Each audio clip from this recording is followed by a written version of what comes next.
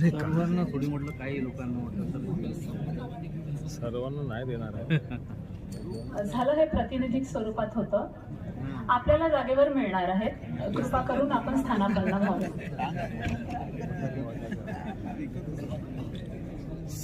माननीय पोलीस आयुक्त नागपूर शहर श्री डॉक्टर रवींद्र कुमार शिंगल सर यांच्या हस्ते ज्येष्ठांना रात्रीच्या वेळी वॉकिंग करताना आणि पहाटेच्या वेळी वॉकिंग करताना रिफ्लेक्टर बँड वाटप होत आहे आणि हा अभिनव कार्यक्रम आहे. खूप सुंदर कार्यक्रम आहे. ट्रॅफिक विभागाचे उपायुक्त लोहित मतानी सरांनी हा कार्यक्रम आयोजित केलेला आहे आणि ज्येष्ठांच्या सुरक्षेकरता त्यांनी एक जबाबदारी म्हणून आपली सुरक्षितता आमची जबाबदारी हा उपक्रम अत्यंत जिओ सगळे राजू असो सगळे आपापल्या वतीने चांगलं काम करतात. त्यासाठी तुमच्या सगळ्यांच्या इंडिव्हिज्युअली धन्यवाद.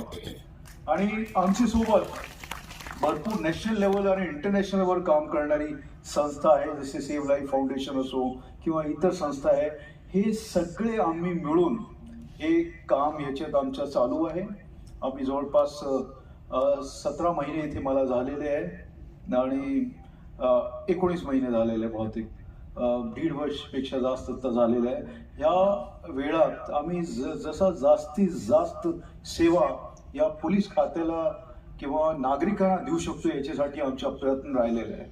आमचे जॉईंट CP साहेबांनी सांगितलं की काय काय आपण काम करतो आहे आणि भविष्यात पण हे काम आमचे चालू राहील. काही वेळेस असं असतो की आता थकलेली आपली पोलीस ही पोलीस नागपूर शहराची थकणारी पोलीस नाही आहे, कारण आम्हाला एनर्जी तो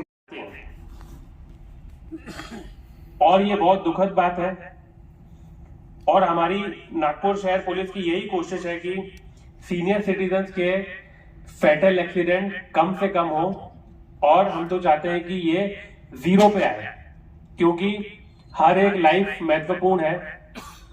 आप सभी पूरा जीवन बहुत मेहनत करते हैं, आपके बच्चों को आप पढ़ा लिखा कर बड़ा करते हैं और एक दिन इस प्रकार की कोई घटना सडनली हो जाती है तो वो पूरे परिवार को शॉक में लेके जाती है. हमारा यही उद्देश्य है कि इस प्रकार की घटनाएं कम हो और उसी के संबंध में जो रक्षाबंधन का कार्यक्रम, जो रक्षाबंधन का त्योहार कल है, उसी के संबंध में हम लोग आज एक टोकन के रूप में आप सभी को रिफ्लेक्टर पाउचेज और रिफ्लेक्टर बैंड्स वाटप करेंगे, जिसको पहन के अगर आप मॉर्निंग वॉक पे जाते